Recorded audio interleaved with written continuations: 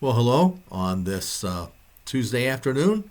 Here we are in the middle of Lent. It's March 22nd.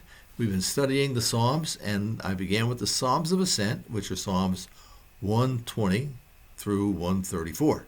And today we're going to do 131. Now, the Psalms of Ascent, you're ascending because Jerusalem was 3,000 feet in elevation, and you would always go up to the temple, whether you were coming from the south or the north, it was all the same. And of course, these are the songs that they sang. And this was the song that they would sing going up the steps to the temple. Now, they had steps from the ground level up to the court of the women and Gentiles where they would stay. And then the men who had been properly bathed, clothed in a white robe, and ready to do their sacrifices would go up further in the temple. And this was the song they would sing. I'll read it from the NIV, Psalm 131. My heart is not proud, Lord. My eyes are not haughty. I do not concern myself with great matters or things too wonderful for me. But I have calmed and quieted myself. I am like a weaned child with its mother. Like a weaned child, I am content. Israel, put your hope on the Lord, both now and forevermore. Well, Psalm 131 dictates a posture of quiet trust in worship.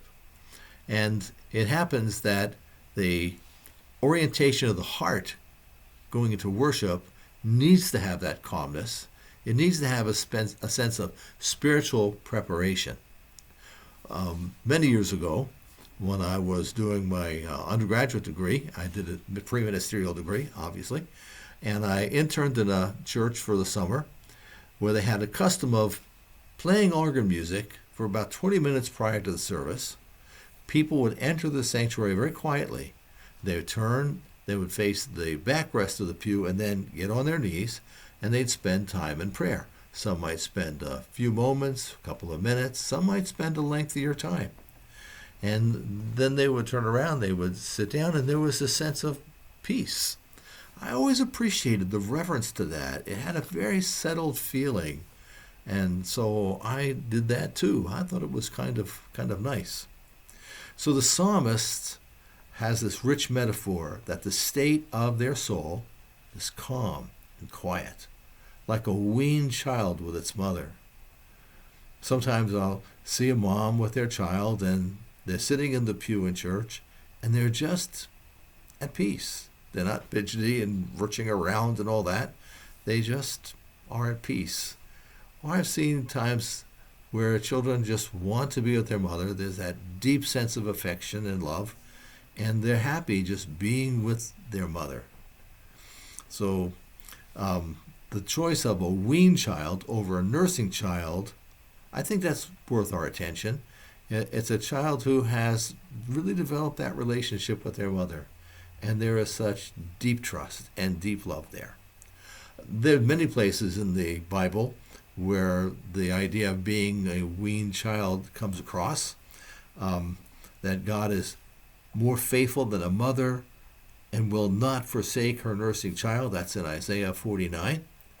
The poetry in Isaiah 11 puts the weaned child there, that they would play, it's kind of a crazy image, at the holes of vipers and venomous reptiles, but they're confident. It's not a message I fully understand or really resonate to, but it's certainly there. But this is an interesting metaphor. I think that it behooves us to spend some time learning about centering prayer. It's that practice that puts you in a place of just trust with God. And with that trust, no matter what you're going through, there comes a sense of deep peace. Now, if you haven't ever read up on centering prayer, I want to encourage you to do some research because there's many, many resources online. But basically, centering prayer is you would take a certain word. It could be a biblical word.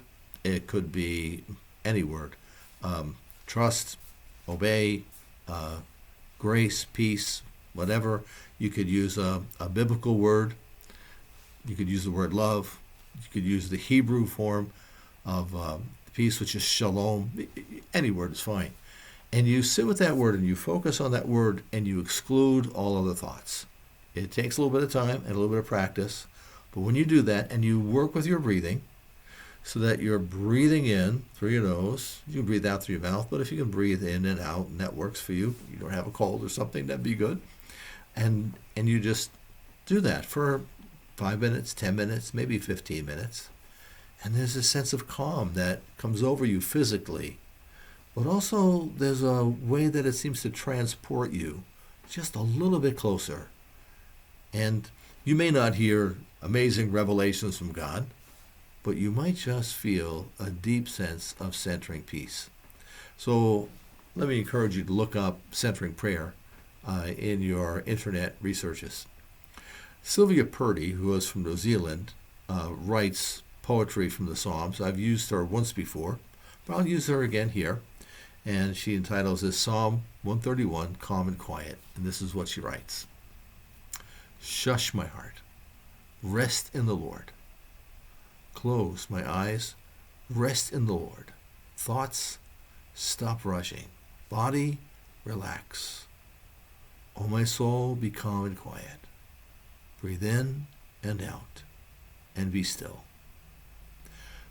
Big ideas and important jobs can wait. Yesterday's hurts and tomorrow's worries can drift off. For here and now, I am held in the arms of God like a little child, half asleep in her mother's arms. Trust in the Lord in this moment and forevermore. Amen. You can find Sylvia Purdy online. Just Google her up too. She has really lovely resources. So in our study of Psalms for today, I hope this one helps. And when you read the Psalm, that it will bring you to that place of just centering yourself in God and feeling deep peace. Have a wonderful day, and God bless you. I'll be back with Psalm 132 in a day or so. Thanks.